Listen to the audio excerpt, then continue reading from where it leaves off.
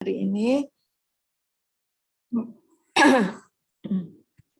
Baik Bu, izin Bismillahirrahmanirrahim. screen ya Bu ya. Assalamualaikum warahmatullahi wabarakatuh.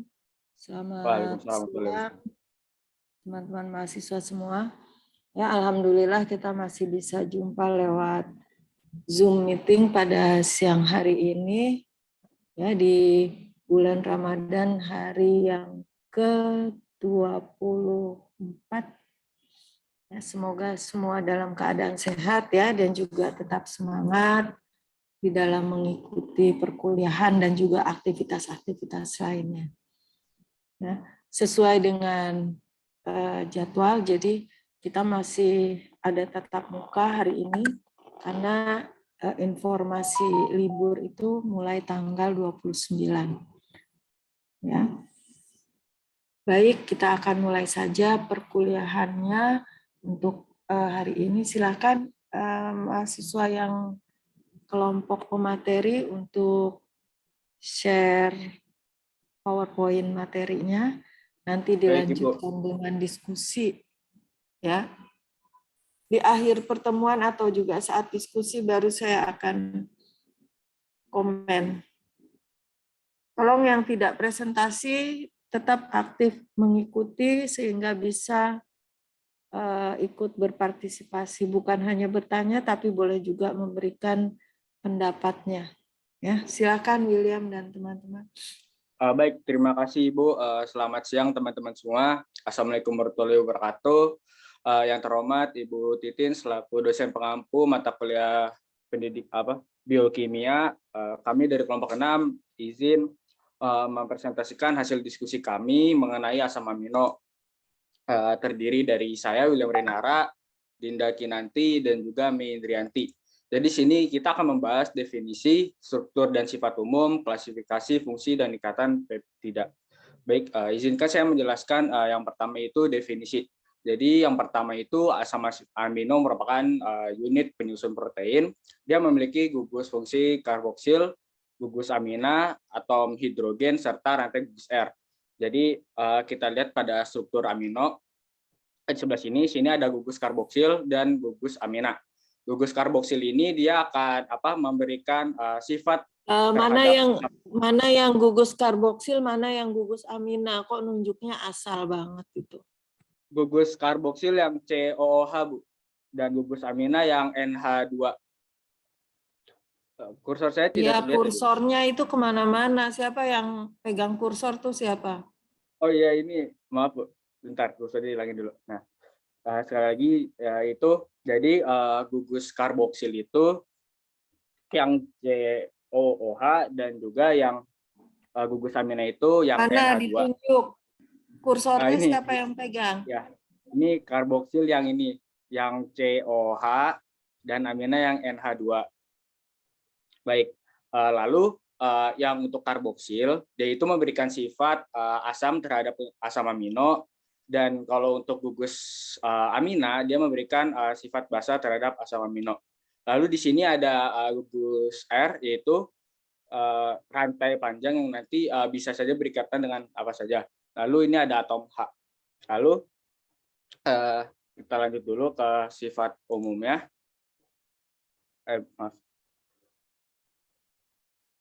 Sifat umum. Nah, pertama itu dia dapat larut dalam air dan pelarut polar lainnya, tapi tidak larut dalam pelarut non polar seperti benzena atau diethyl ether. Lalu dia memiliki momen dipol yang besar, yaitu dari NH3 yang nitrogennya merupakan unsur yang sangat elektronegatif dan berikatan dengan H elektropositif. Lalu dia itu kurang bersifat asam dibandingkan sebagian besar asam karboksilat, dan juga kurang basa dibandingkan sebagian besar asam amina. Ini karena balik ke slide sebelumnya, dia itu memiliki sifat keasaman dan kebasahan yang dari gugus karboksil dan gugus amina. Jadi dia itu dapat bersifat basa kalau dimasukkan ke dalam Jadi asam amino ini jika dimasukkan ke dalam larutan yang bersifat basa, dia akan memiliki sifat asam. Lalu kalau misalnya dia masukkan ke dalam larutannya asam, maka dia dapat bersifat basa. Ini tuh disebut bersifat amfoterik. Jadi dia itu tidak dapat dikatakan asam banget dan tidak juga dikatakan basa banget. Jadi tergantung dia dimasukkan ke larutan apa. Oke. Maaf. Nah, di sini itu dia kenapa bisa dapat disebut memiliki sifat amfoterik itu karena dia dapat membentuk ion zwitterion. Jadi di sini saya bisa menjelaskan. Ini kan struktur asam amino ya. Ini COOH, ada gugus karboksilat dan juga NH2 gugus amina. Nah, jadi COOH-nya ini itu dia dapat melepas ion H+. Dan untuk NH2 dia dapat menerima ion H+. Jadi nanti untuk ion Zwitter dia itu dapat melepas ion H+ menjadi COO-, dan untuk NH2 dia dapat menerima ion H+ jadinya NH3+. Nah, ini juga dapat mempengaruhi sifat asam dan basa dari asam amino. Tadi saya sudah jelaskan nih. Misalkan kita masukkan asam amino ke dalam larutan asam. Berarti dia pH di bawah di bawah netral. Nah, jika dia ditaruh di dalam asam, maka dia itu strukturnya itu bermuatan positif karena apa? Kita lihat ion Zwitter dia itu untuk ion H+, asamnya itu berikatan dengan COOH. Jadi nanti di saat di dalam larutan yang asam, COO- ini nanti kita lihat gambar yang atas sebelah kanan. Nah, yang bagian kirinya itu dia menjadi COOH dan NH3+. Dan dia kenapa bermuatan positif? Karena ada ion H+ di NH3-nya. Terus dia menjadi bersifat basa.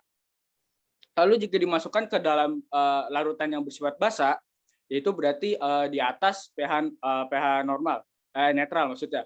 Nah, kita balik lagi ke ion Zwitter, dia itu kalau misalkan di basa, dia itu ion OH- itu menarik satu ion H+ dari NH3+. Jadi COO-, tapi pas di NH3+, kita lihat gambar yang pojok kanan atas, itu jadinya NH2. Nah, dia itu bersifat asam jadinya.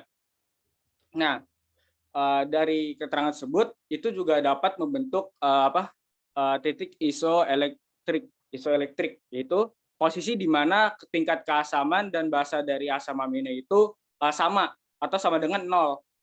Jadi dia strukturnya itu untuk gugus karboksilat dia COO- dan untuk gugus amina dia NH3+. Lalu kita kan sudah tahu saya kembali ke slide berikut sebelumnya.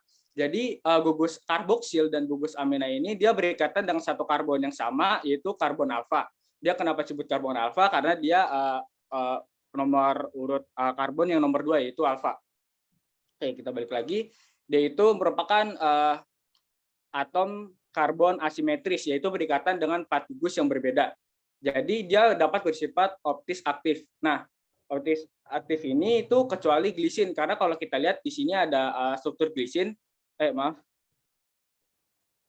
struktur glisin, dia itu atomnya itu berikatannya nggak beda, ada yang sama yaitu atom H. Jadi dia tidak dapat disebut optis aktif. Nah, dari optis aktif ini kita bisa lihat kalau misalkan penamanya itu ada yang diawali dengan L dan juga ada yang diawali dengan D. Itu kita lihat dari posisi gugusnya. Misalkan di yang gambar pertama ini yang A, kita lihat NH3+ di sebelah kiri dan atom H di sebelah kanan. Nah, untuk D-alanin itu dia hanya yang atom H-nya itu sebelah kiri dan NH3+ itu sebelah kanan. Jadi perbedaannya di situ. Oke, baik. Selanjutnya akan dijelaskan oleh teman saya.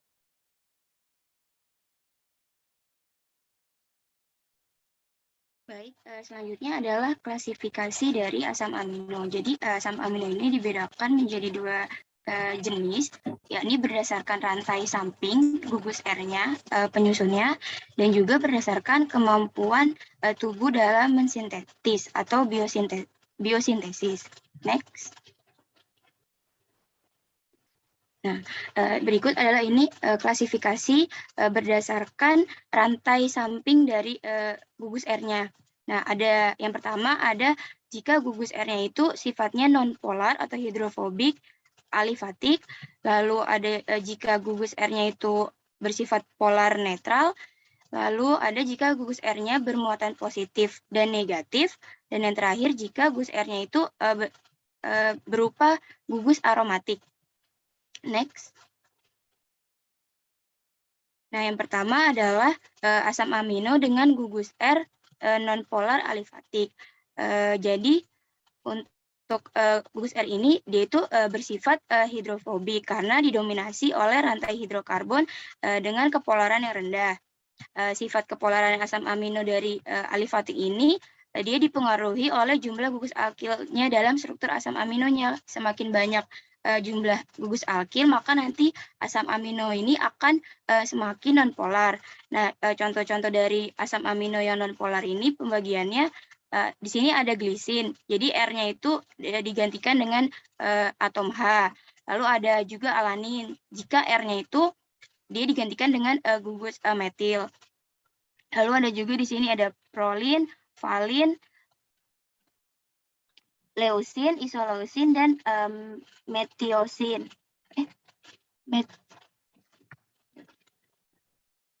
Metionin. Next. Selanjutnya, yakni asam amino dengan gugus R polar netral. Nah, kalau yang ini, gugus R ini dia lebih mudah larut dalam air atau sifatnya itu hidrofilik. Jadi, dia juga memiliki gugus fungsi polar. Misalnya seperti gugus asam, amida, alkohol, dan amina. Gugus fungsi tadi ini mempengaruhi, jadi dia bisa membentuk ikatan hidrogen dengan air. Jadi sifatnya itu hidrofilik. Nah, kalau di sini contoh-contohnya dari gugus R polar netral itu ada serin, lalu ada treonin, sistein, asparagin, dan glutamin. Nah, untuk asparagin dan glutamin ini kenapa dia bisa polar? Karena dia itu memiliki ikatan amida. Selanjutnya, sifat polar sebelumnya.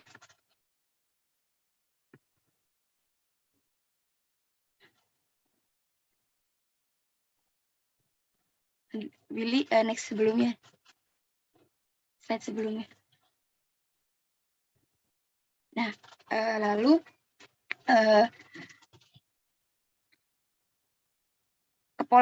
untuk kepolaran dari serin ini, dari yang jenis serin, kenapa dia bisa polar, dan juga trionin ini disebabkan karena adanya gugus OH. Nah, untuk sistein sendiri, kenapa dia bisa polar? Karena kalau dilihat di gambar, dia ada gugus sulfihidril atau tiol. Di sini kalau di sistein itu kan ada gugus SH-nya. Seperti itu. Next. Selanjutnya adalah asam amino dengan gugus R polar bermuatan negatif. Nah, untuk jenis ini biasanya ini dia memiliki gugus karboksil tambahan. Bisa dilihat di gambar yang bagian P-nya itu dia ada gugus karboksil tambahannya kan, ada COO ini lagi selain yang di atas. Seperti itu. Nah, maka dari itu ini yang menyebabkan nanti muatannya itu negatif. Selain itu disebut gugus amino dengan gugus R bermuatan negatif ini juga akan bersifat dia itu akan bersifat asam. Di sini ada contohnya, ada, maka dari itu nanti namanya adalah asam aspartat dan asam glutamat. Next. Nah, yang terakhir ya ini adalah asam amino dengan gugus R polar bermuatan positif. Bedanya dari yang tadi bermuatan negatif, kalau yang tadi kan bermuatan negatif itu ada gugus karboksil sebagai tambahannya. Nah, kalau yang bermuatan positif ini sebagai tambahannya ini ya ini gugus aminanya bisa dilihat kalau di gambar itu kan lisin dan arginin dia ada gugus NH2-nya lagi kan, selain tadi yang di atas. Seperti itu, maka dari itu nanti dia bisa bermuatan positif, dan sifatnya ini selain bermuatan positif dia akan bersifat basa. Itu. Next. Nah, yang terakhir adalah asam amino dengan gugus R aromatik. Dilihat dari namanya pasti udah bisa ketahuan juga kalau ini adalah jenis asam amino yang gugus R-nya, rantai samping penyusunnya ini terdapat rantai R aromatik. Contohnya di sini ada fenilalanin,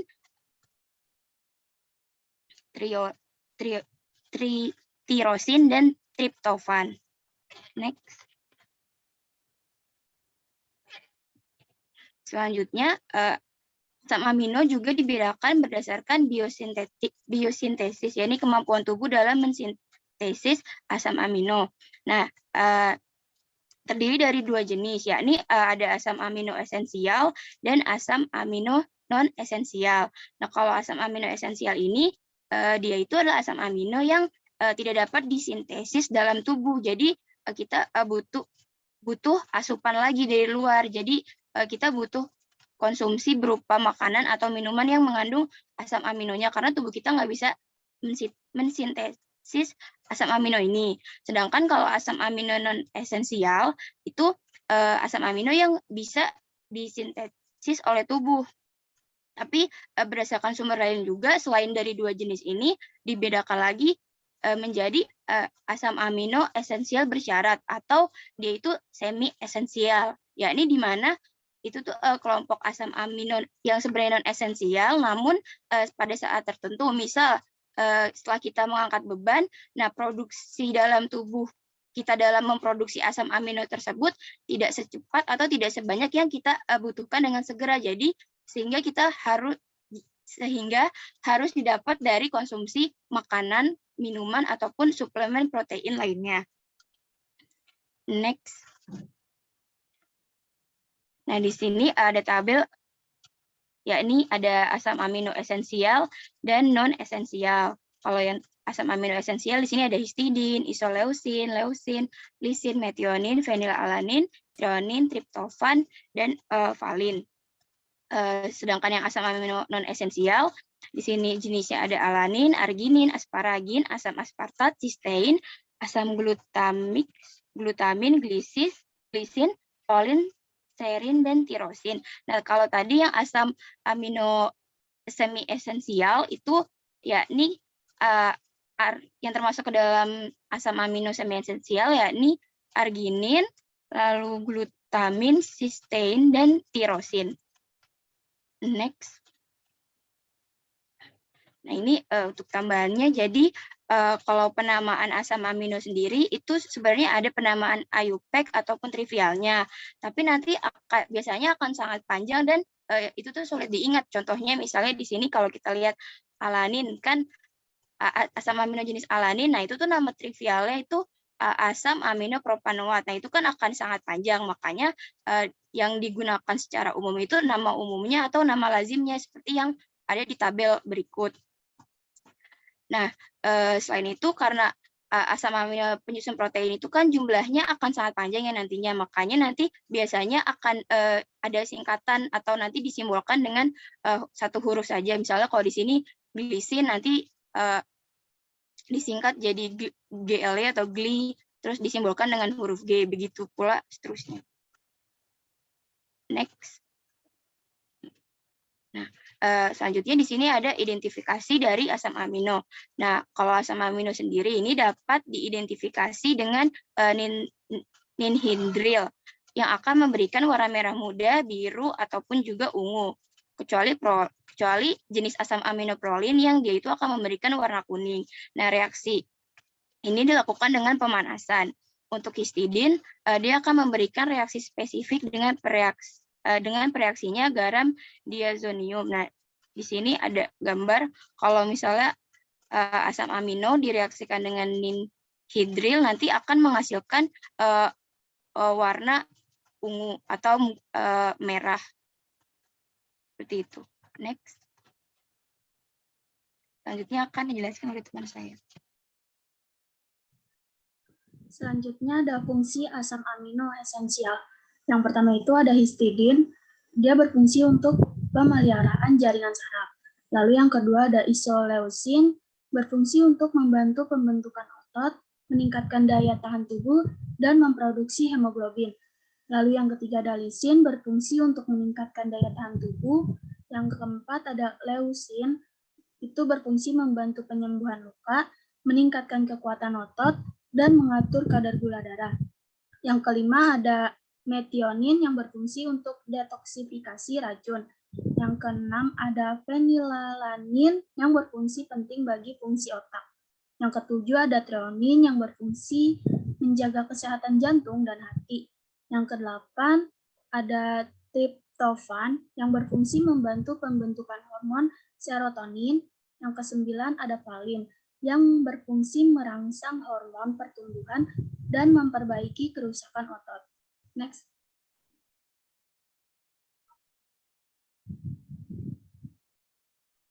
Lalu fungsi asam amino non-esensial.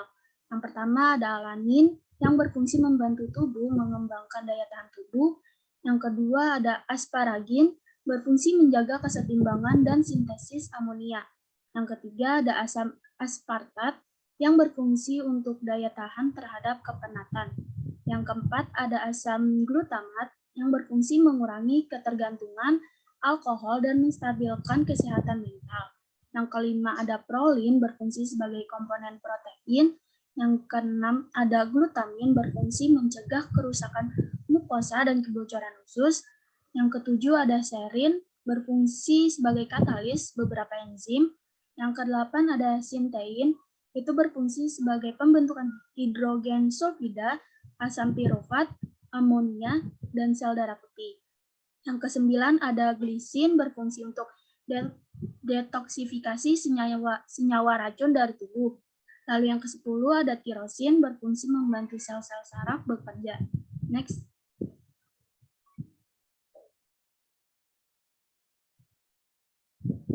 Lalu di sini ada ikatan peptida. Ikatan peptida merupakan ikatan kovalen antara gugus hidroksil dengan gugus asam amino yang berbeda. Pada gambar itu ada asam amino yang berbeda, dua asam amino yang berbeda. Untuk membentuknya ikatan peptida pada senyawa ini atau menghubungkannya itu harus terjadi melepaskan satu molekul air. Pada gambar yang di atas itu C-nya berikatan dengan OH. Dan yang di sebelah kanan itu N berikatan dengan H2. C itu harus melepaskan OH dan yang N itu harus melepaskan 1H. Jadinya nanti dia akan membentuk ikatan peptida pada gambar yang di bawah.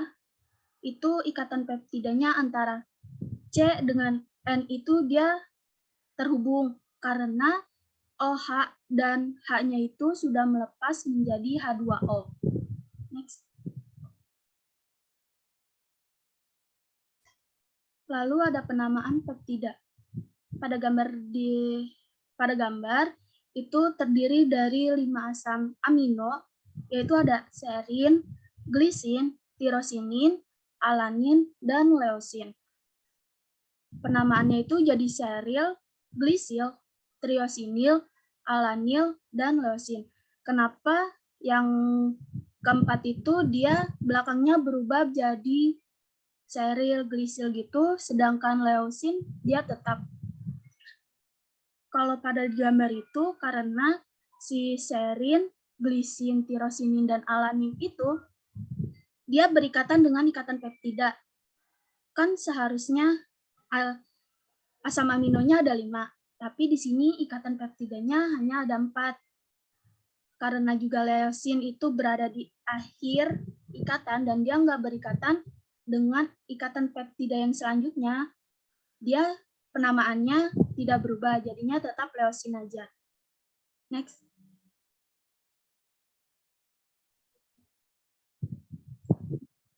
Lalu ada fungsi peptida. Yang pertama, pertahanan. Pertahanan bagi organisme hidup, hewan, mikroorganisme, maupun tanaman dalam melawan organisme pengganggunya, misalnya itu toksin benalu. Yang kedua, pengikat logam berat. Misalnya itu tanaman yang tumbuh di tanah yang tercemar logam berat akan mengikat logam tersebut dengan peptida yang disintesis tanaman sehingga efek racun logam berat dapat dihindarkan. Yang ketiga ada komponen koenzim. Peptida yang mengikat gugus non-asam amino, misalnya asam pentotenat merupakan sebuah komponen dari koenzim. Lalu yang keempat ada bentuk angkut asam amino. Misalnya pada kecambah, peptida ada yang diserap embrio lebih banyak dari asam amino. Next. Berikut merupakan referensi dari PPT. Next. Baik, terima kasih. Sebelumnya sekian presentasi dari kelompok kami.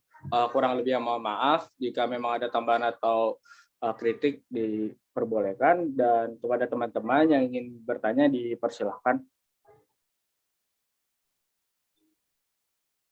Mungkin bukan ingin bertanya ya, tetapi harus bertanya.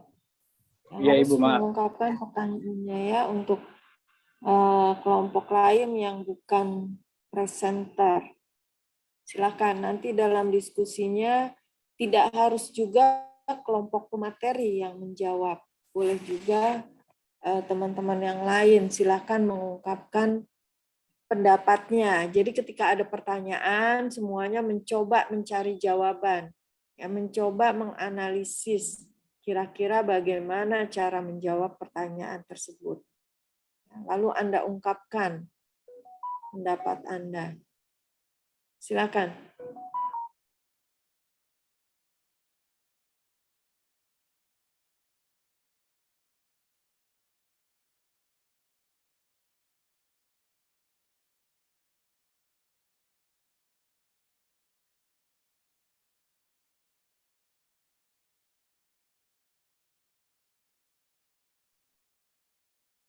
Ayo, mana kelompok lain ini, kelompok yang tidak presentasi. Ya ingat loh, Anda udah janji sama diri sendiri loh untuk belajar dengan benar. Ya, bukan janji ke saya, janjinya ke diri sendiri.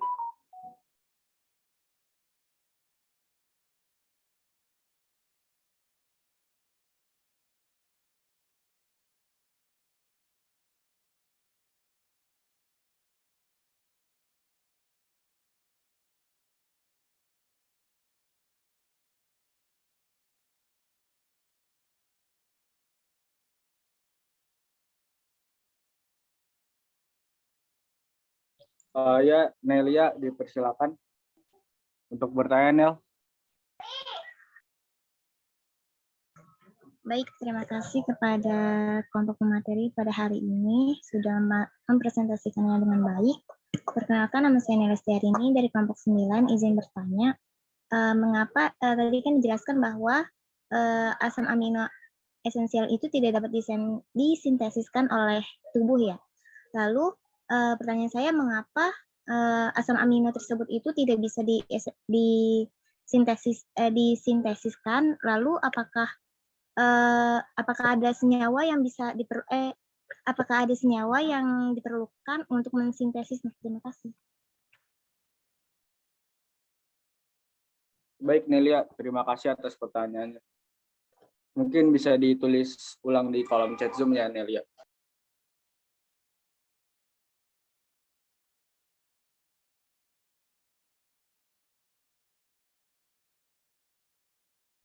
Sudah ada lagi yang raise hand, Novienta Putri. Baik, Silakan. dipersilakan, Novienta. Terima kasih atas presentasinya kelompok 6. Saya Novienta Putri dari kelompok 4, izin bertanya, bagaimana bentuk struktur antara leusin dan isoleusin? Lalu apakah ciri khas pembeda di antara dua struktur tersebut? Terima kasih. Baik, terima kasih Novienta. Nanti dikirim kembali ke pertanyaannya di kolom chat Zoom.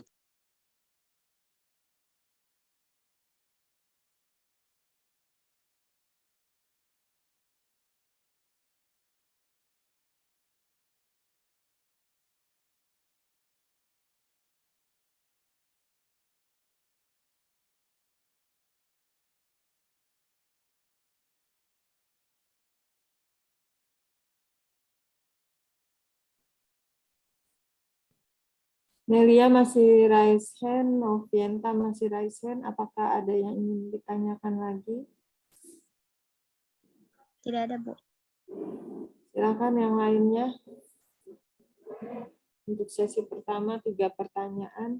Nanti sambil menjawab yang lain juga boleh langsung mengungkapkan pertanyaan ya. Kalau belum sempat on mic mungkin bisa diketik di kolom chat.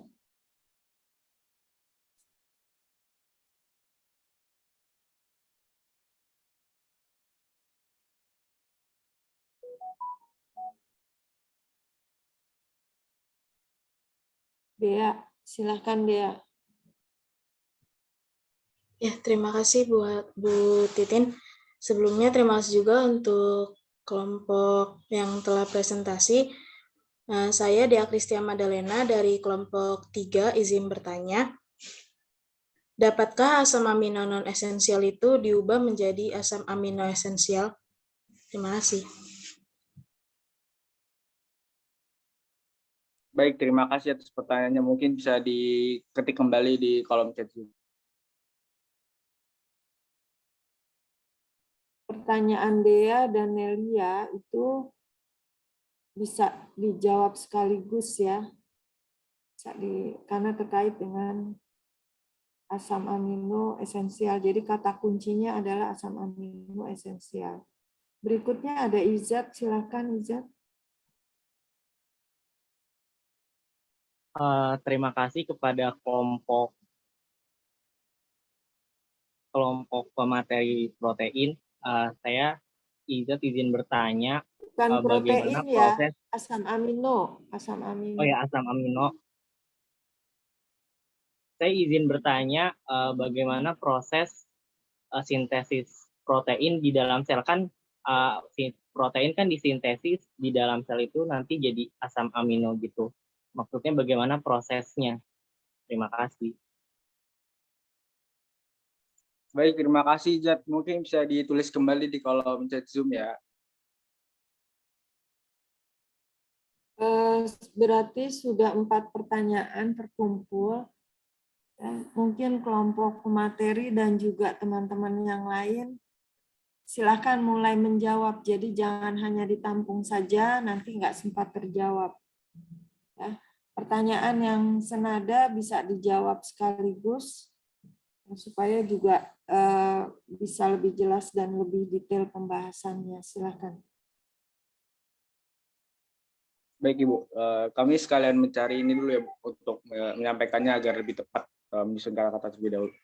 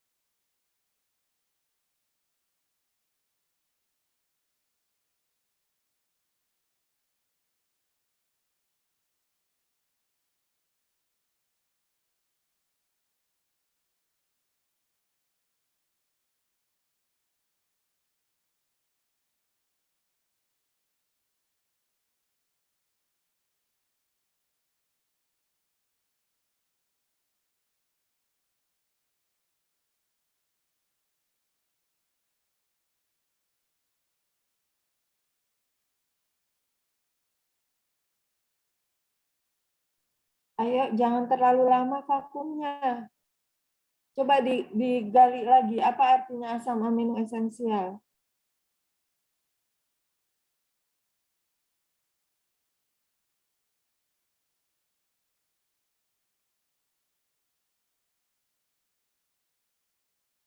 Ya, tidak semua pertanyaan harus dicari Kalau jawabannya. asam amino esensial itu asam amino yang tidak dapat disintesis tubuh, Bu. Apa arti kata esensial?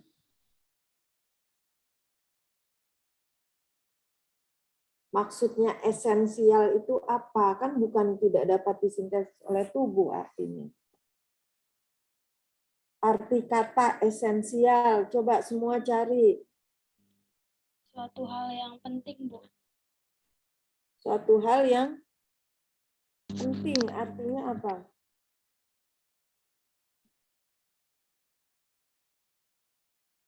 Penting, harus.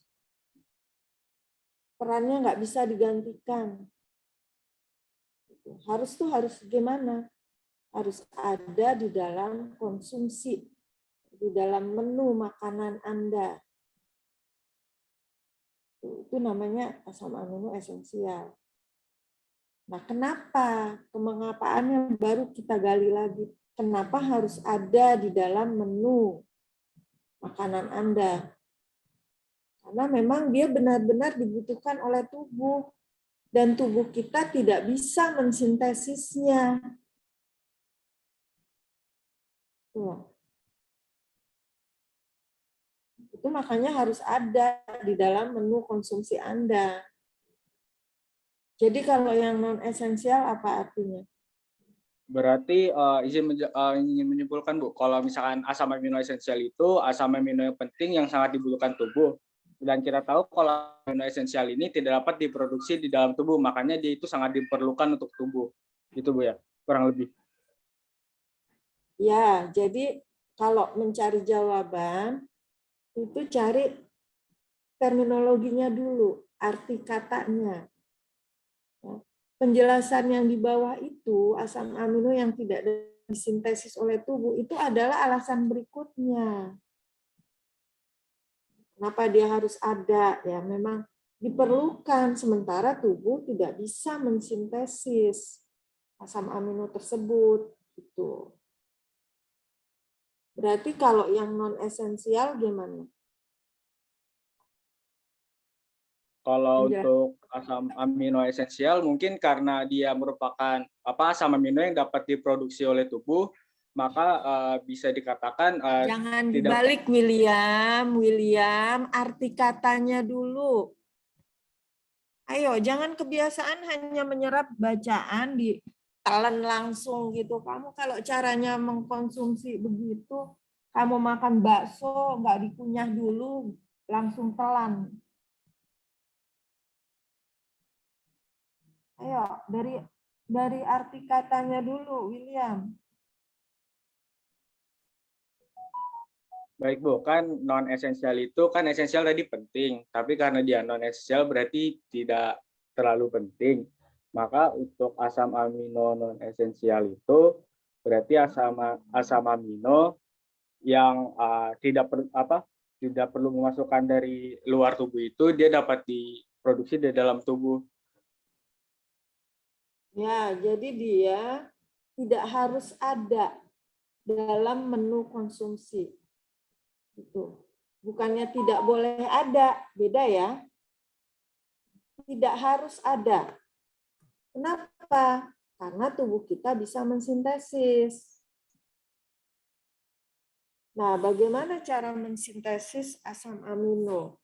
Ya, dalam jalur metabolisme, dia itu metabolisme asam amino ada istilah transaminasi, deaminasi, dan aminasi oksidatif. Nah, mungkin kita soroti dulu yang transaminasi. Transaminasi, coba artinya kira-kira apa ya? Trans. Trans artinya apa?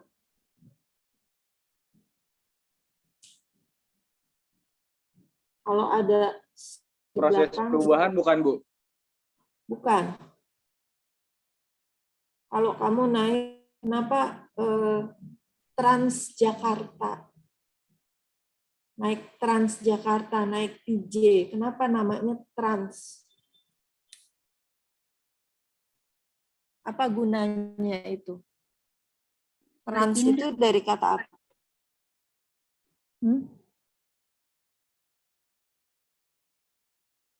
Apa, Mei? Masih mute. Itu Bu, kalau trust mungkin perpindahan. Itu, Bu. Ya, bagus. Perpindahan. Aminasi. Berarti perpindahan apa? Si di belakang itu menyatakan proses. Jadi kalau transaminasi berarti pemindahan apa? Mei mungkin bisa dilanjutkan? Pemindahan gugus aminanya, Bu. Gugus amina, ya bagus. Karena tadi kan asam amino punya 2 gugus fungsi. Gugus karboksilat dan gugus amina.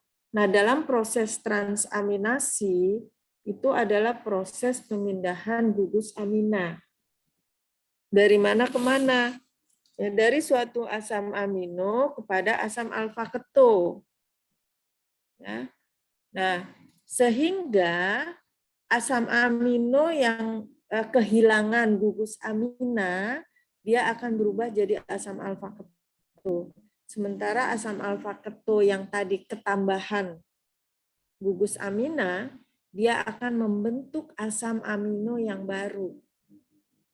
Ini terjadi di dalam jalur metabolisme kita. Ya, mungkin pada saat membahas karbohidrat kemarin ya, itu kan ada jalur utamanya itu. Mungkin di biologi umum juga Anda sudah ketemu siklus Krebs misalnya. Di situ ada senyawa-senyawa antara dalam jalur utama tersebut. Misal asam alfa ketoglutarat. Nah, itu merupakan suatu asam alfa keto. Kalau dia menerima gugus amina, dia akan berubah jadi asam amino glutamat. Gitu. Nah, kemudian ada asam pirufat pada jalur glikolisis. Nah, kalau pirufat ini menerima gugus amina, dia akan berubah menjadi asam amino alanin. Gitu. Nah, itu yang ada di tubuh kita, jalur itu ada gitu.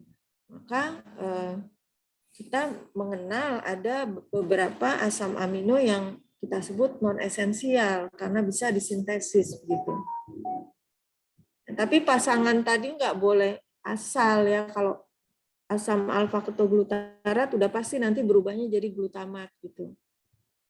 Ya. Asam aspartat nanti asparagin dan seterusnya. Nah, itu pasangan-pasangannya sudah fix. Pirufat jadi alanin gitu. Nanti Anda cari lagi, mungkin di biosel akan kita bahas lebih detail lagi. Ya, jadi terkait dengan pertanyaan siapa Nelia ya tadi 1 dan 3, ya, semoga sudah bisa terjawab gitu. Kemengapaan suatu asam amino itu menjadi esensial atau juga non esensial. Ya, itu alasannya. Jadi kalau ditanya pertanyaan Dea, apakah asam amino non esensial diubah menjadi asam amino? Enggak bisa. Kembali ke konsep dasarnya. Kenapa disebut esensial, kenapa non esensial gitu. Asam amino yang satu itu tidak bisa diubah menjadi asam amino yang lain. Bisanya dia diubah menjadi asam alfa keto. Gitu, tapi dia bisa membentuk ya, membentuk asam amino yang baru melalui transaminasi tadi dengan mensuplai gugus amina. Paham? Dea, Nelia, sudah bisa terjawab pertanyaannya? Paham Ibu, terima kasih. Paham, Bu. Baik. Ya, silakan dijawab pertanyaan berikutnya kelompok pemateri.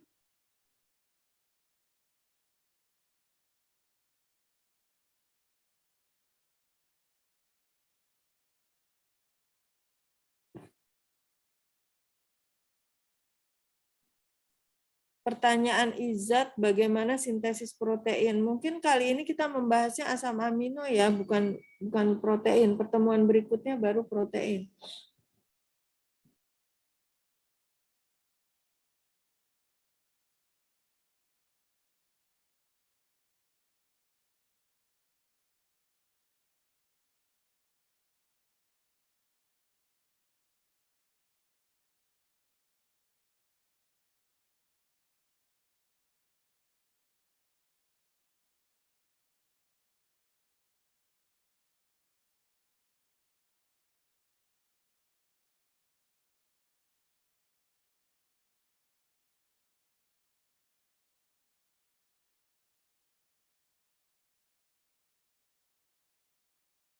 Ayo, jangan buang waktu. Ibu Silakan. izin menjawab pertanyaan dari Novinta. Silakan, Mei. Tadi Novinta bertanya bagaimana bentuk struktur dari leusin dan isoleusin. Nah, itu bentuknya Ya, tinggal tunjukkan gambar saja, Mei. iya sudah berbeda. Kalau yang leusin itu tadi itu ada gugus metil di karbon nomor 4. Tapi kalau isoleusin kan iso ya. Iso. Jadi dia itu metilnya itu di karbon nomor 3. Seperti itu. Terus yang saya baca juga kalau sebentar. Mei, suaranya terputus-putus, Mei. Oh ya, maaf Ibu, jaringannya sedang tidak. Sebentar.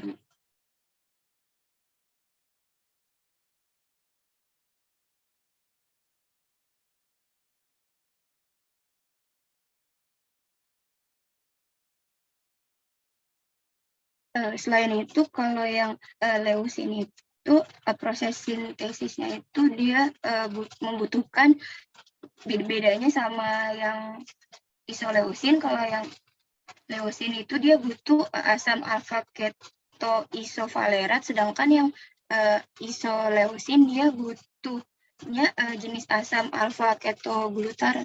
Seperti itu.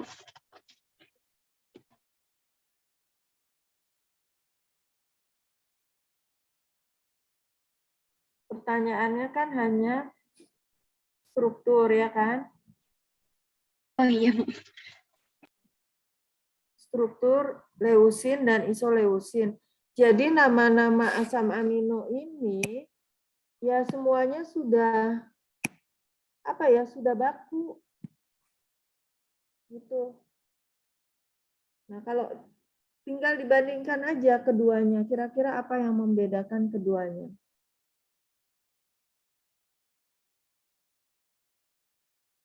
Apa yang membedakan keduanya, coba?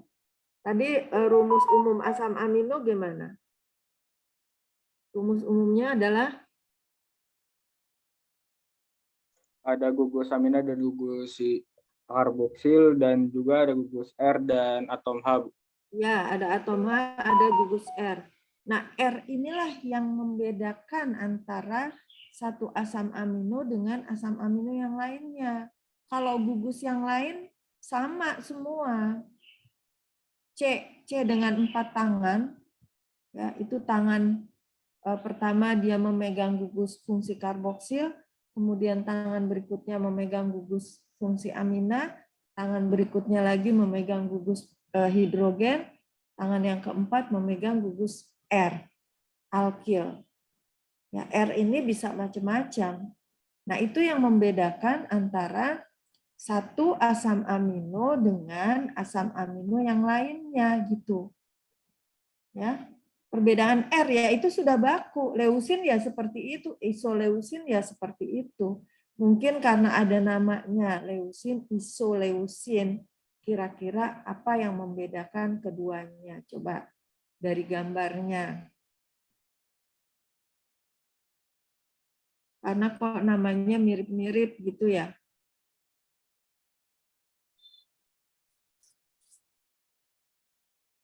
Ada nggak gambar yang lebih jelas? Ada Bu di bawah. Ada. Coba ditampilkan ya. Ke bawah lagi, Bu. yang jenis klasifikasi. Nah, ya itu, Bu.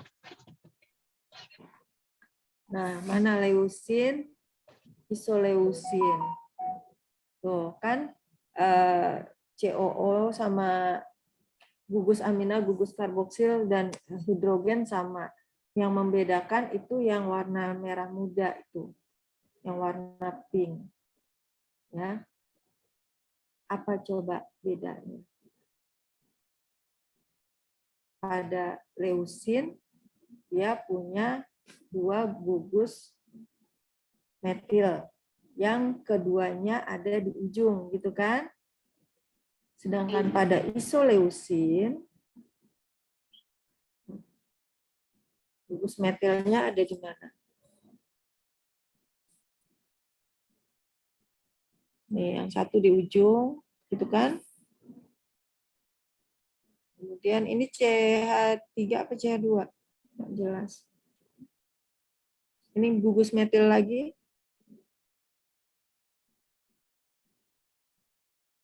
Ya. Nah, kira-kira seperti itu.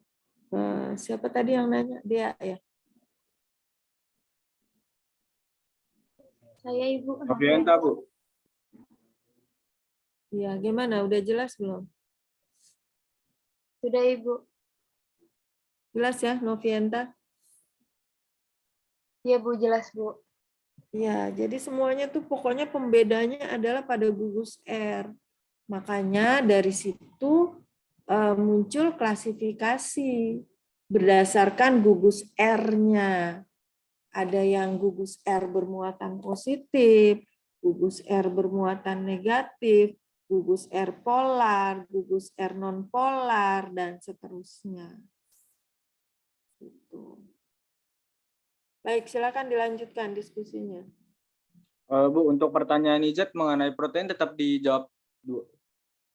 Silakan kalau Anda mau jawab, tapi ini sebenarnya untuk pertemuan berikutnya.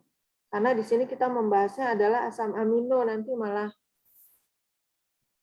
nggak fokus. Kalau menurut saya depending aja dulu lah. Izat, disimpan dulu pertanyaannya, Izat, mungkin bisa diganti dengan pertanyaan lain seputar asam amino.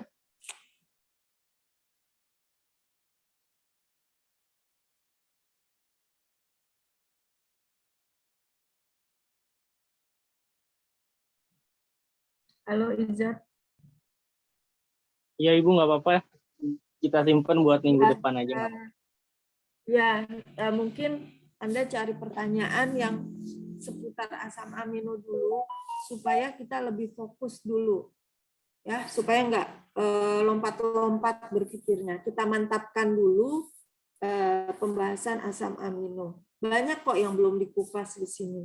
Ya, silakan bertanya. Banyak sekali yang masih harus dipertanyakan.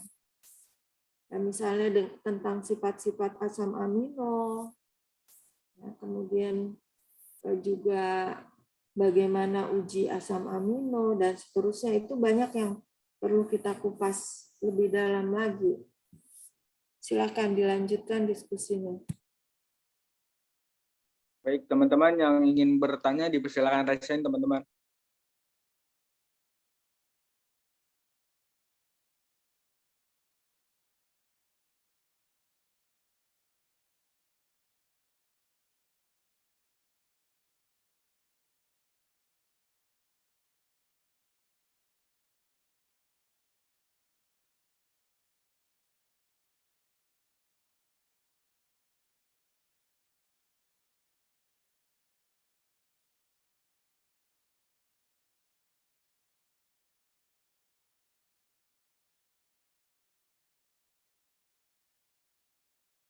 Baik, Sherin, dipersilakan untuk menulis memaparkan pertanyaannya, Sherin. Baik, terima kasih atas presentasinya. Saya izin bertanya. Pada klasifikasi asam amino kan ada yang berdasarkan rantai samping atau rantai atau penyusunnya. Nah, di bagian asam amino dengan gugus R polar yang bermuatan positif, di situ histidin itu termasuk ke dalam asam amino dengan gugus polar bermuatan positif. sesuai yang tadi dipaparkan bahwa kalau asam amino dengan gugus R folat bermuatan positif berarti ada tambahan rantai sampingnya yang bermuatan positif. Nah, kalau yang di sini kan histidin nggak ada positifnya. Jadi bagaimana ya? Terima kasih. Baik Sherin, mungkin ditulis di kolom chat juga biar kita bisa mencerna pertanyaan.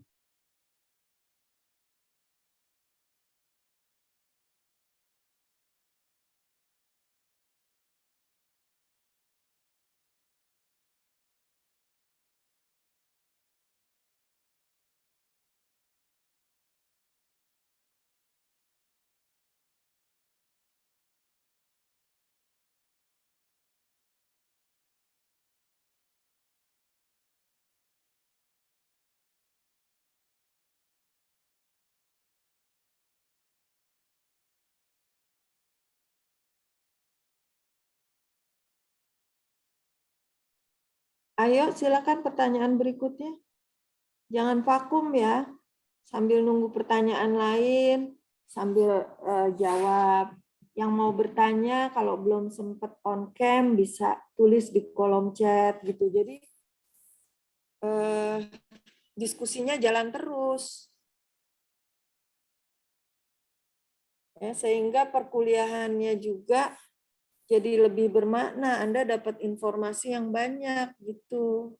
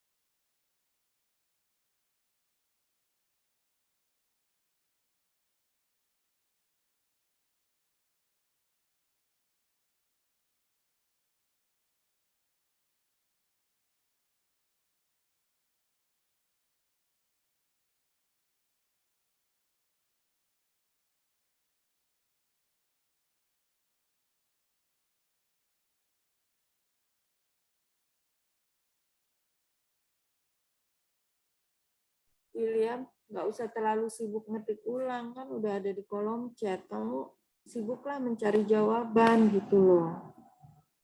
Ya.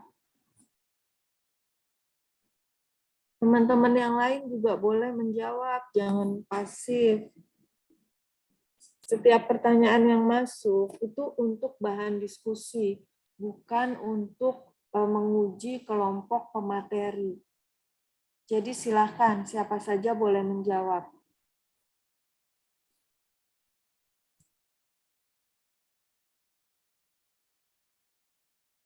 Anissa Raisen, silakan. Terima kasih kepada kelompok yang sudah memaparkan materi dengan baik mengenai asam amino. Saya izin bertanya, kan tadi ada konsepnya asam amino yang esensial, artinya kita harus dapat itu dari asupan makanan yang kita konsumsi. Nah, salah satu sumber asam amino itu kan kayak misalkan ikan atau makanan-makanan laut. Tapi kenapa bisa malah menimbulkan, terkadang tuh kalau kita makan ikan ataupun makanan laut lainnya tuh malah menimbulkan reaksi kayak reaksi alergi gitu. Mungkin itu ada kaitannya sama asam amino yang ada di ikannya itu, boleh tolong dijelasin? Terima kasih. Baik, terima kasih Nisa atas pertanyaannya.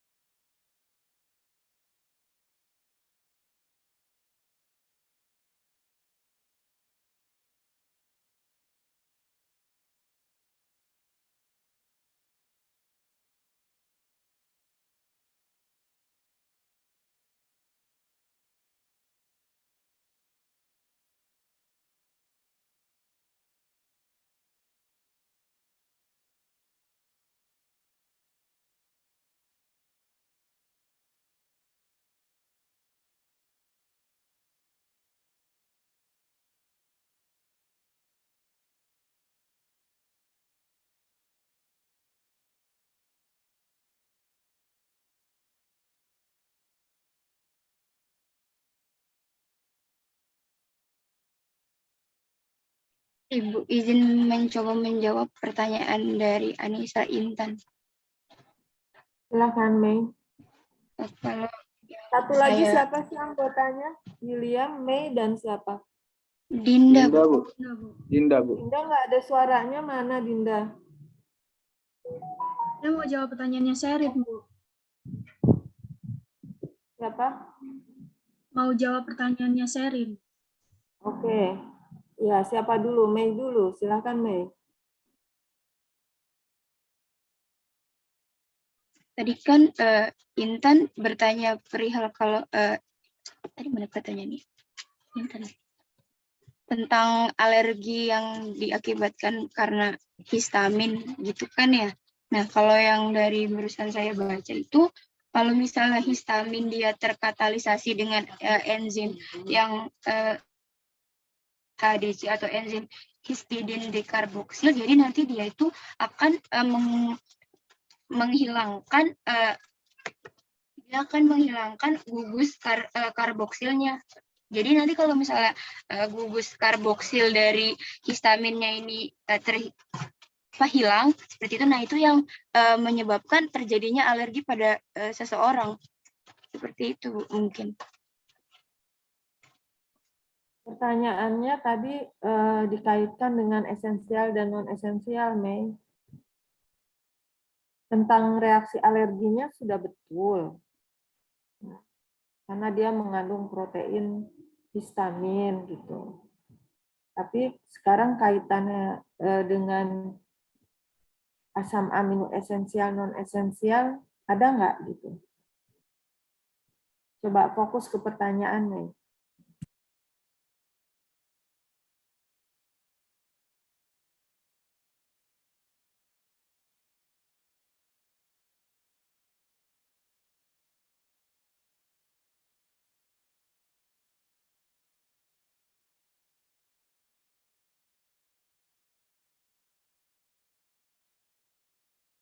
Itu Bu, kan salah satu asam amino esensial itu kan histidin Bu. Jadi histidinnya itu Bu yang terkadang membuat alergi.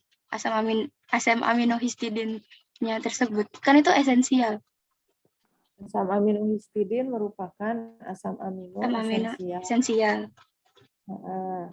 Nah, tadi apakah asam amino histidin ini ada di ikan dan hewan-hewan lain selalu? Kan pertanyaannya tadi dia terkait dengan protein hewani gitu kan.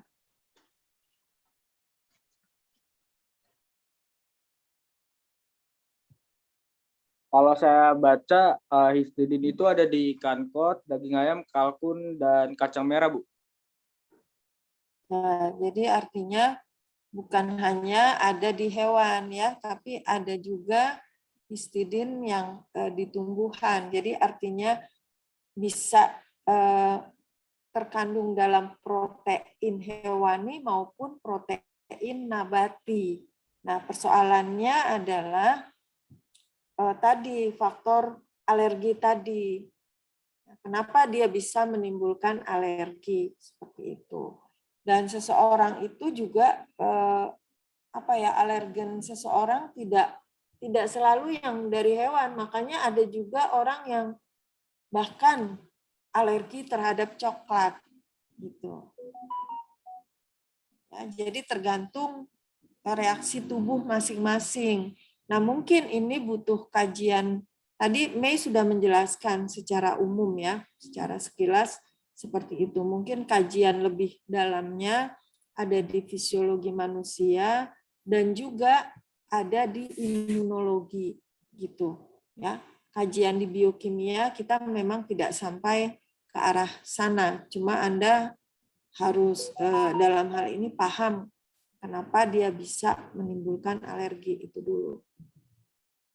Ya, mudah-mudahan jawaban dari Mei sudah bisa dipahami oleh siapa tadi yang bertanya, Anissa ya? Iya, Bu. Sudah paham, Bu. Terima kasih. Ya, baik, silakan Dinda mungkin menjawab pertanyaan Sherin, katanya tadi mau Saya jawab izin pertanyaan jawab Sherin. pertanyaan Sherin, Bu. Ya, silakan. Karena mengandung imidazol yang sedikit regional. Kalau dilihat dari strukturnya, dia kenapa nggak bermuatan positif? Dia berbeda dari yang sampingnya yang bermuatan positifnya itu dia nggak nyatu, tapi manjang. Kalau yang histidin itu dia membulat gitu, jadi nggak bermuatan positifnya karena dia saling menyatu satu sama lain, jadi nggak ada ujungnya.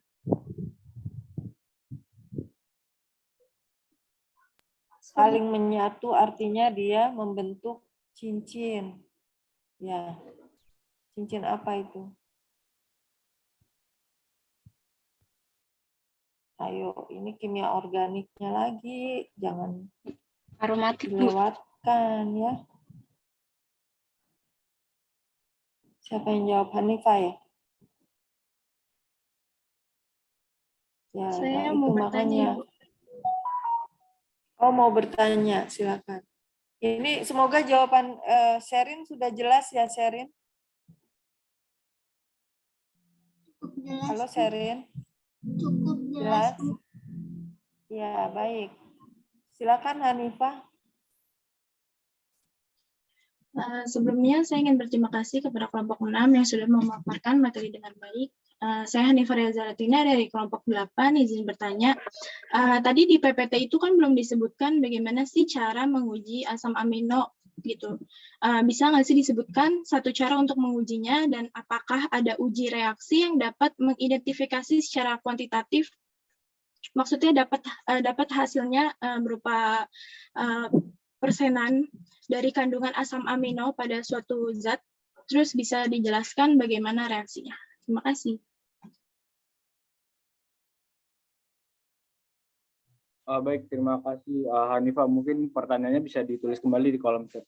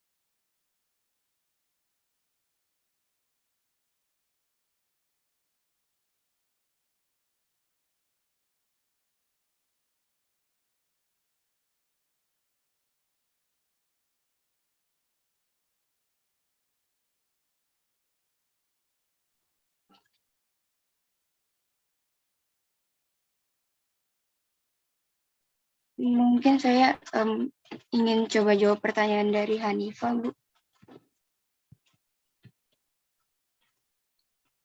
Silakan, Mei. Willy tolong dipindah ke slide yang tadi deh, uji.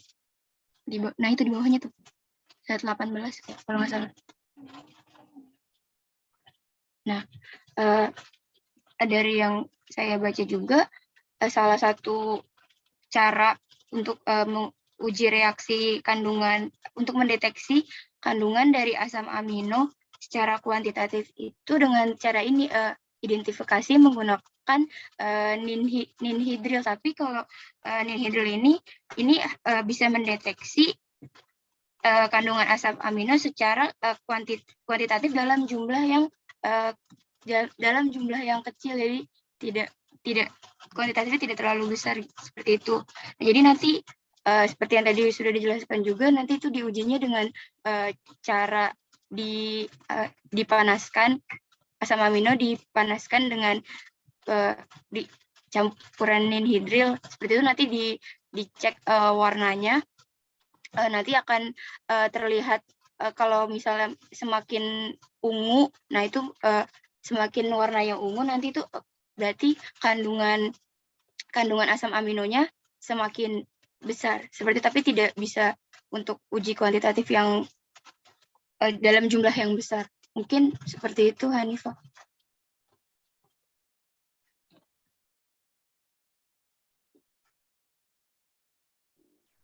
Gimana Hanifah, sudah jelas? Tadi sudah dijelaskan kok oleh pemateri, ada uji asam amino dengan uji ninhidrin. Cuman berarti apa? Berarti belum ada uji yang bisa menghasilkan hasil dari kandungan asam amino ini secara kuantitatif gitu. Maksudnya kan karena tadi dibilang ini cuma reaksi perubahan kayak warna aja, berarti hasil yang lebih misal seperti dalam bentuk persenan itu nggak ada ujinya ya?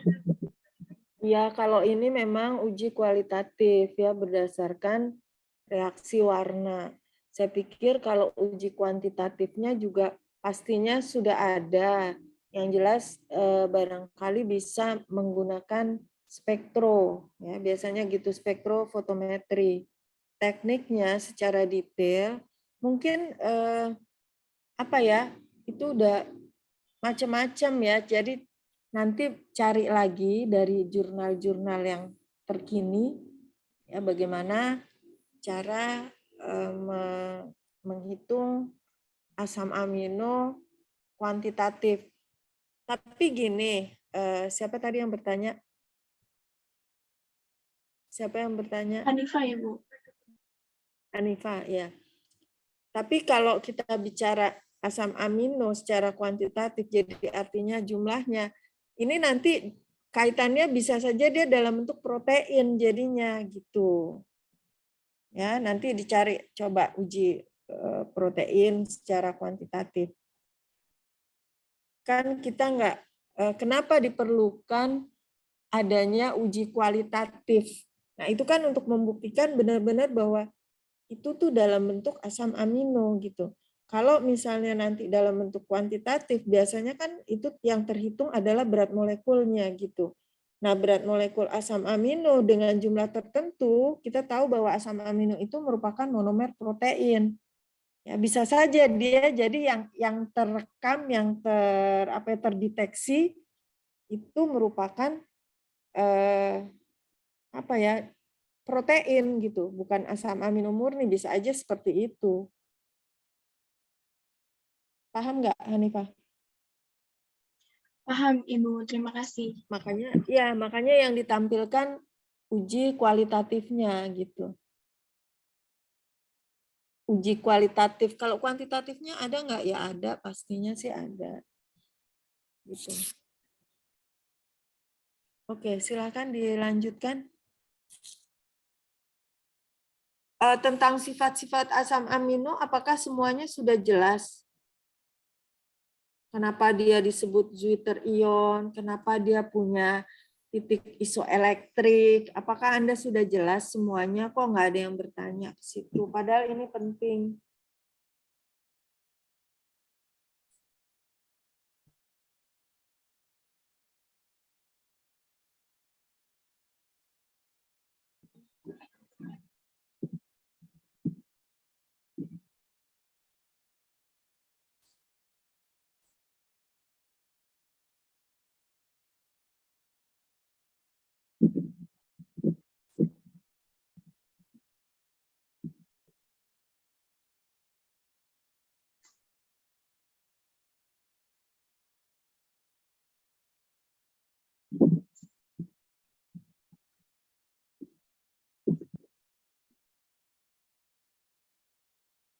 Bu mungkin mau menjelaskan sekali lagi yang ini kali ya, ion sweeter ion ya Bu ya.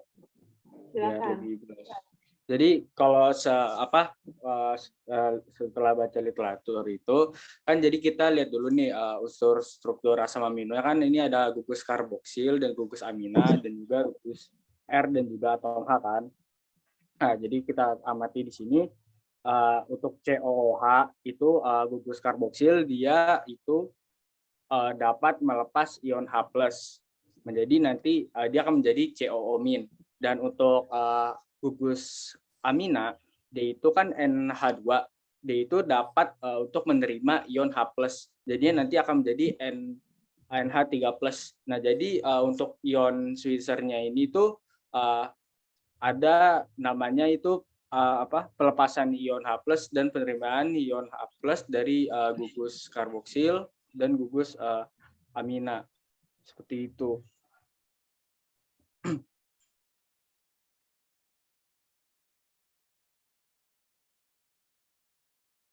Dijelaskan dulu dari strukturnya dulu, William.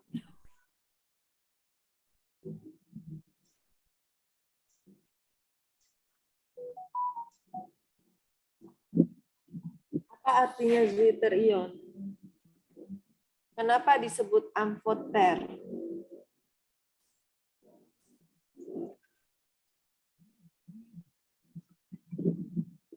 Baik, karena dia itu cenderung menjadi asam pada larutan basa dan cenderung basa dalam larutan asam, Bu.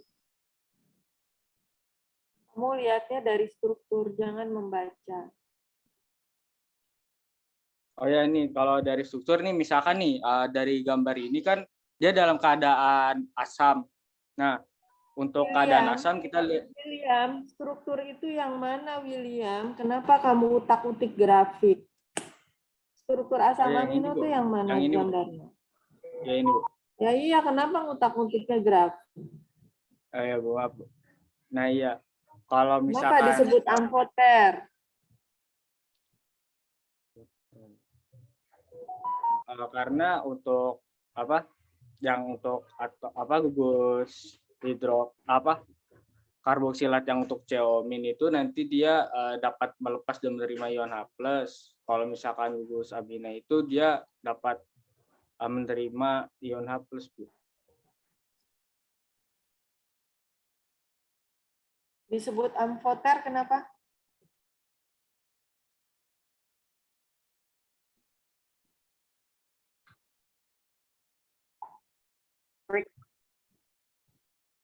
Sehingga disebut bisa membentuk ion Zwitter. Zwitter ion itu sama dengan ion Zwitter, jadi jangan ion Zwitter ion.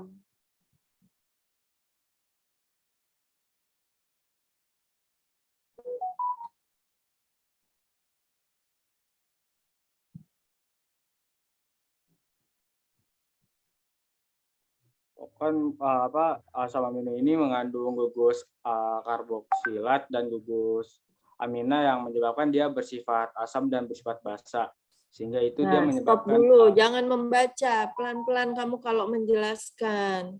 Iya, Bu, maaf, Bu. Jangan membaca. William itu suka komunikasinya nggak fokus. Kamu bisa, tapi kamu nggak fokus. Kenapa dia disebut amfoter? Kan dia punya 2 gugus fungsi, ya, gugus karboksilat dan gugus amina. Ya. Nah, di mana atom hidrogen pada gugus karboksilat mana? Gugus karboksilat mana? Nah, itu bersifat labil. Labil gimana? Dia mudah sekali pindah, bergerak. Dia pindah ke gugus amina. Makanya disebut Zwitter. Dia mudah pindah. Nah, ketika gugus hidrogen pindah ke gugus amina, maka dia akan memiliki dua muatan gitu. Ya.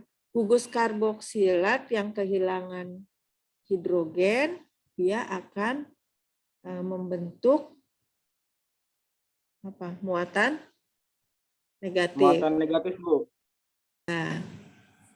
Kemudian gugus amina yang menerima atom hidrogen, tadinya 2 jadi NH3 positif, bermuatan positif.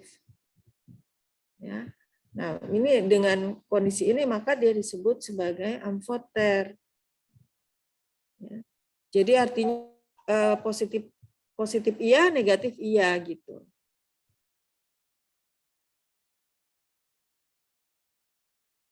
Nah, dalam kondisi inilah yang disebut akan terjadi dia punya pH isoelektrik.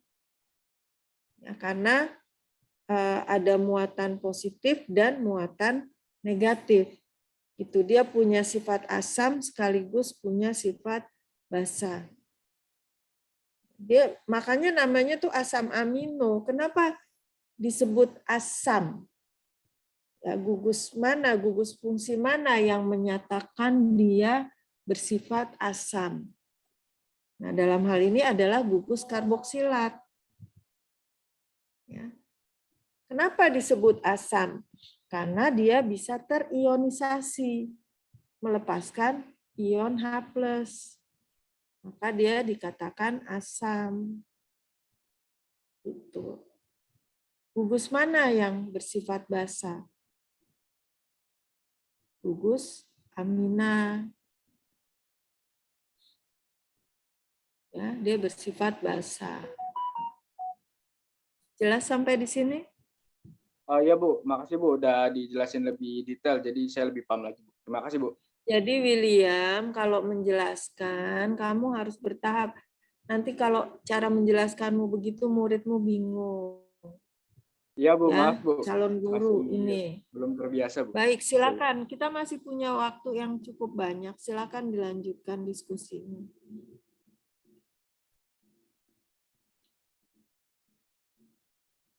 Ayo, masih 15 menit.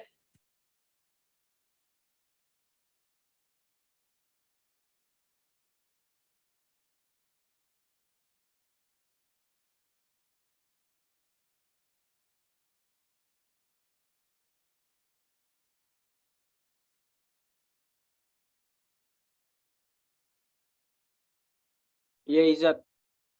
Dipersilakan, Izat. Izin ganti pertanyaan ya kan tadi buat minggu depan. Kan tadi di pertanyaan kan ada asam amino yang non esensial bahwa dia bisa disintesis di dalam tubuhnya sendiri. Asam jadi dia itu nggak harus kita dapatkan dari luar. Pertanyaannya itu bagaimana proses, maksudnya dari mana asam amino esensial non esensial itu didapatkan kalau bukan dari luar tubuh manusia gitu. Bagaimana prosesnya bisa dibentuk asam amino non esensial tersebut? Kan tadi di pertanyaan dia katanya asam amino esensial nggak bisa diubah menjadi non esensial maupun sebaliknya. Gitu. Terima kasih. Baik, terima kasih, Izat.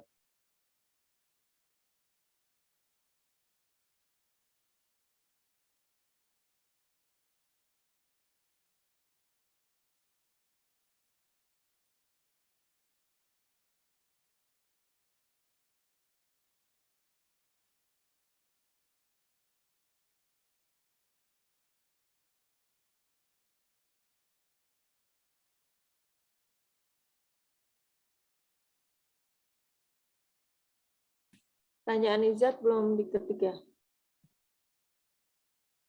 Kenapa, Bu? Pertanyaan Izat belum diketik. Udah, Bu. Ini di nomor 4 saya ganti tadi pertanyaan. Oh.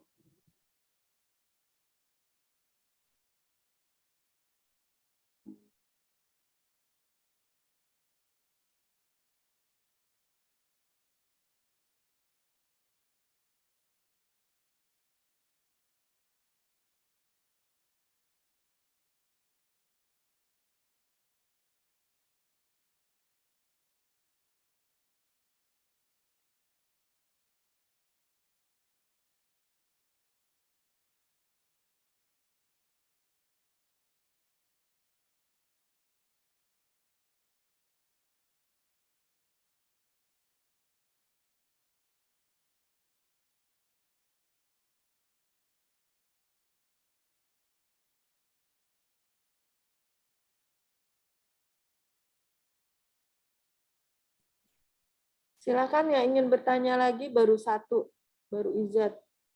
Siapa lagi?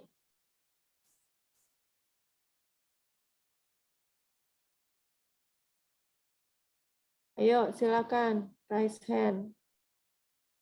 Jangan cuma pasif di ruang Zoom ya. Nanya enggak, jawab juga enggak.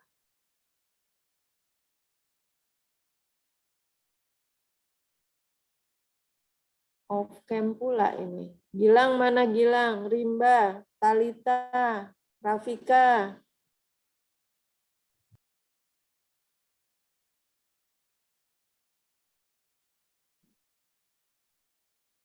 Sekar Bintang, Tin Yuniati.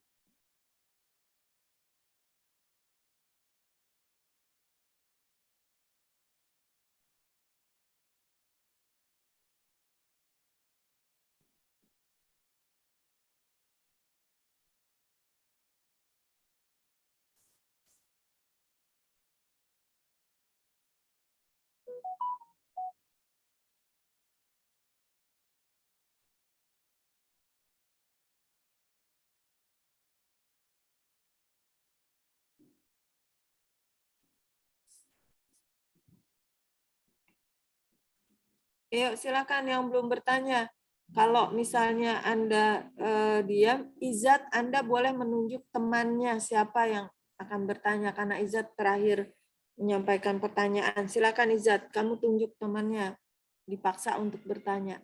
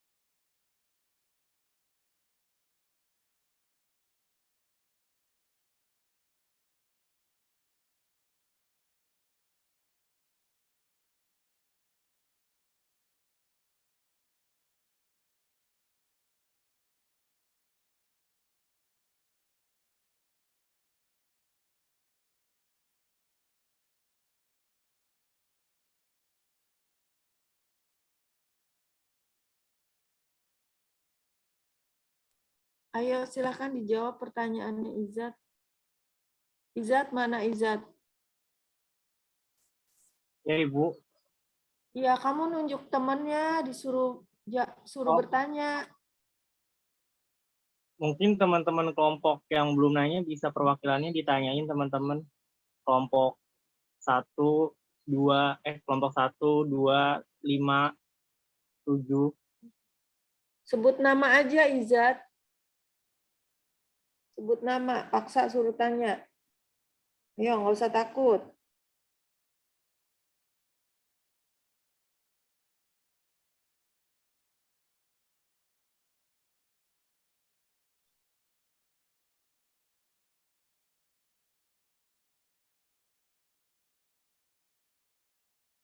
Najla mana Najla? Hadir, Ibu. Ya, silakan bertanya. Itu maaf Bu, tadi pertanyaannya udah diwakilin juga Bu. Saya dari kelompok 8 tadi udah diwakilin sama Hani. Ya kan Anda nanya lagi juga nggak apa-apa. Kan sekarang sudah dipanggil nama, bukan kelompok. Karena dipanggil kelompok nggak ada yang respon lagi. Pada off cam pula. Talita, mana Talita? Halo Talita.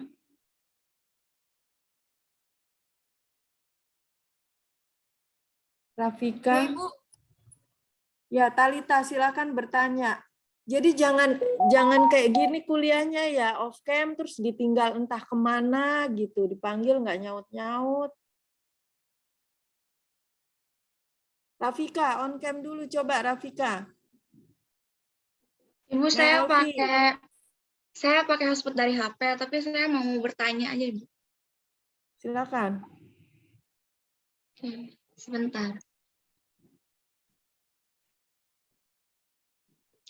Tadi kan di PPT, di bagian fungsi asam amino non-esensial tuh ada alanin.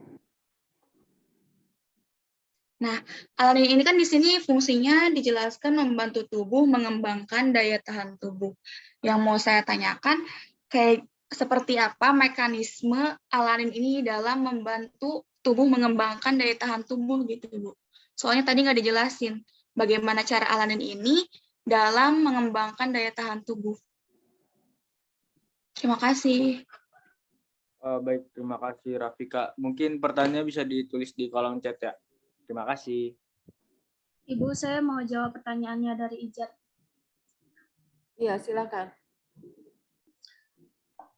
Itu asam amino non-esensial, selain dapat diproduksi dalam tubuh manusia, asam amino ini tuh juga bisa diperoleh melalui makanan yang kita konsumsi sehari-hari. Baik itu dari sumber protein hewani ataupun dari protein nabati. Kayak misalkan dari asam glutamat itu yang mengandungnya itu antara lainnya itu ada daging, ikan, unggas, telur.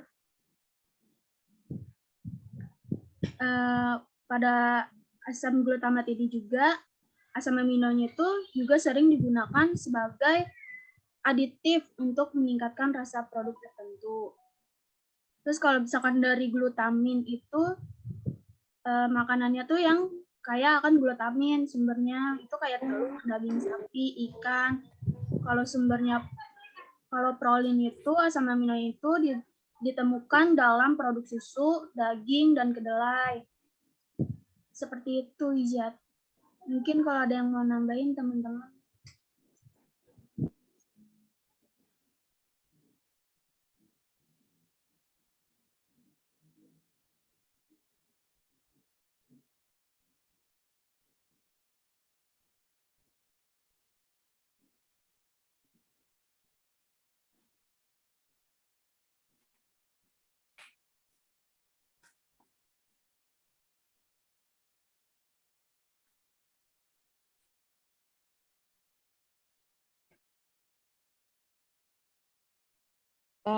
Rasanya pertanyaan ini tadi ya.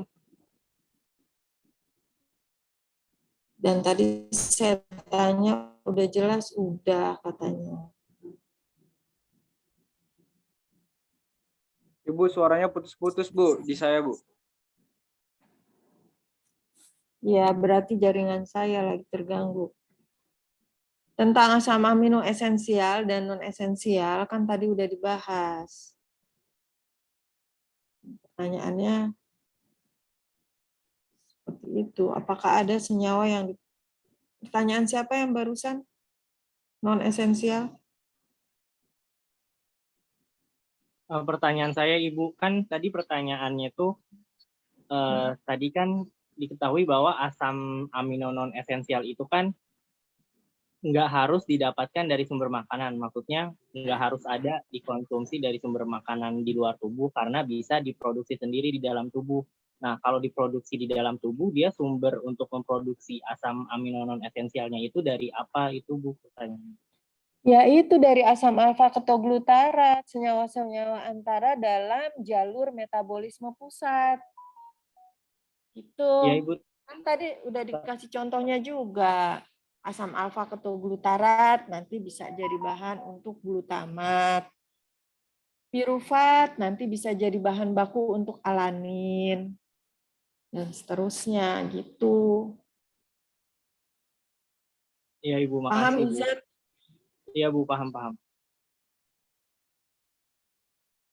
Masih ada yang belum terjawab pertanyaannya? Silakan diselesaikan. Satu lagi Bu, jawabannya. Rafika Bu, sebentar Bu. Ya, silakan.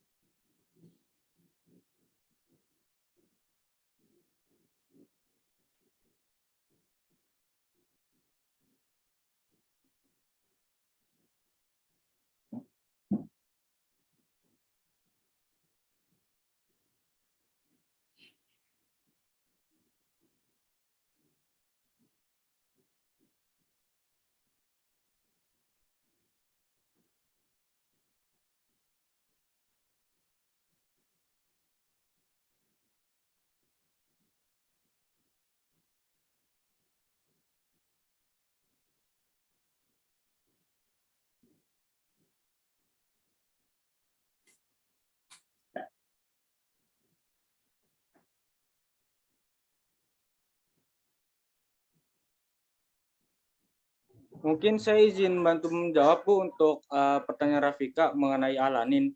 Jadi setelah saya baca-baca Silakan. itu, alanin kan asam amino non esensial, non esensial yang dapat diproduksi dalam tubuh. Nah, dia itu memperkuat mengembangkan daya tahan tubuh itu sebagai penyuplai energi penting untuk meningkatkan kekebalan tubuh. Jadi tadi saya baca-baca juga, dia itu manfaat alanin itu dia menyuplai energi ke otot, jaringan otak, dan juga jaringan saraf pusat. Jadi dia sebagai penyuplai energi Bu. Jadi untuk mendukung daya tahan tubuhnya seperti itu.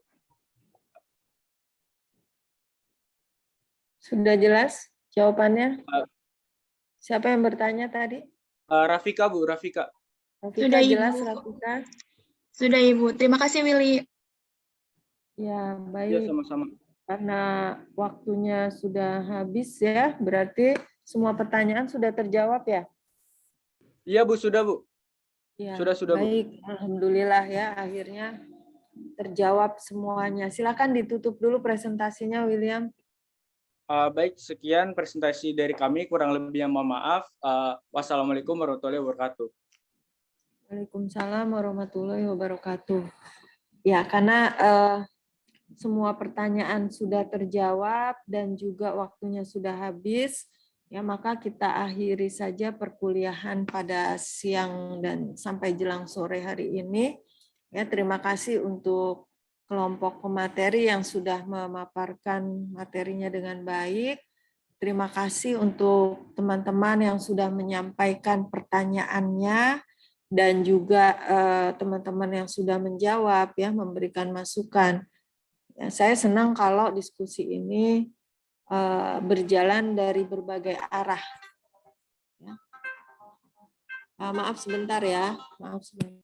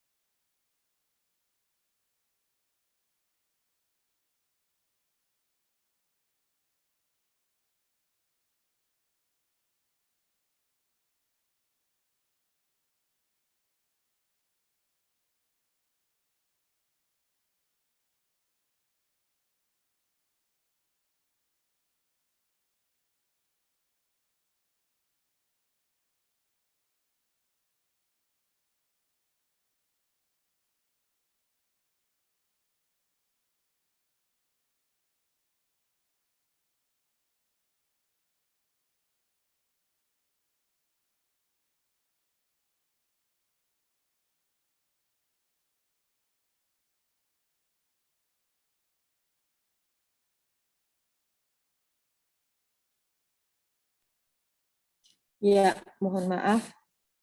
Ya, jadi terima kasih untuk partisipasi aktif semua teman-teman ya. Saya berharap kalau pertemuan berikutnya diskusi berjalan dari berbagai arah ya, jangan cuma satu arah, dua arah, tapi juga dari multi arah gitu ya. Supaya kita bisa memperoleh manfaat yang lebih banyak dalam diskusi perkuliahan apapun materinya gitu ya. Demikian kita akhiri perkuliahannya dengan membaca hamdalah. Alhamdulillahirabbil alamin. Dalam kesempatan ini saya juga mengucapkan selamat Idul Fitri karena ini pertemuan terakhir sebelum Idul Fitri ya. Selamat berlibur, selamat Idul Fitri. Mohon maaf lahir batin. Ya, sampai jumpa pada pertemuan selanjutnya. Demikian. Wassalamualaikum warahmatullahi wabarakatuh. Waalaikumsalam warahmatullahi wabarakatuh.